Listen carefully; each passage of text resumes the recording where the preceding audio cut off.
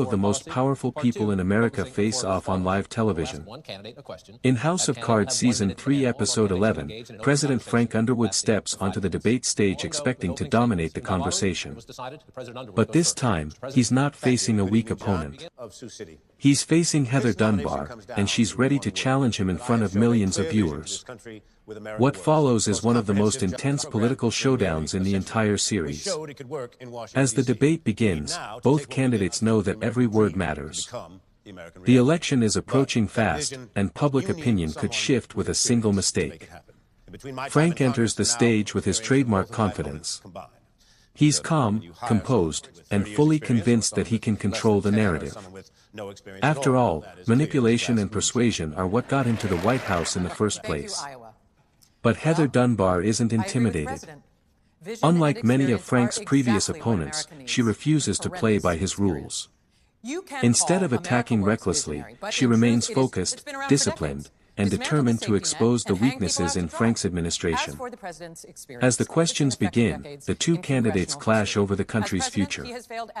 Frank presents himself as a strong leader who isn't afraid to make difficult decisions. He argues that bold action is necessary to move America forward. His answers are polished, calculated, and carefully designed to appeal to voters watching at home. But Dunbar pushes back. She challenges Frank's policies and questions whether his leadership is really serving the public or simply protecting his own political interests. Each response becomes a battle for credibility. Neither candidate is willing to give an inch. The tension grows with every exchange. Frank tries to maintain control of the conversation, often redirecting questions and reframing issues in his favor. It's a tactic that has worked for him countless times before. Yet Dunbar continues to apply pressure. She refuses to let him escape difficult topics and repeatedly forces him to defend his record. The debate soon becomes less about policy and more about character. Voters aren't just comparing ideas. They're comparing two completely different visions of leadership. Frank relies on power, confidence, and political experience. Dunbar relies on integrity, accountability, and trust. For the first time in a long while, Frank appears genuinely challenged.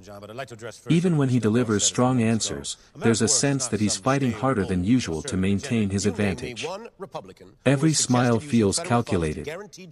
Every response feels strategic. And every moment on stage carries enormous consequences. As the debate reaches its conclusion, neither side lands a decisive knockout blow. But one thing becomes clear. Frank Underwood is no longer facing opponents he can easily outmaneuver. The race has become a real contest, and the pressure is beginning to close in around him. For viewers, the debate serves as a perfect reminder of what makes House of Cards so compelling. It's not just about politics. It's about power, perception, and the constant struggle to stay one step ahead. And in this debate, Frank Underwood learns that even the most skilled political operator can be pushed into uncomfortable territory when facing an opponent who refuses to back down. If you enjoyed this recap, be sure to like, subscribe, and turn on notifications for more TV and movie breakdowns. Thanks for watching, and we'll see you in the next recap.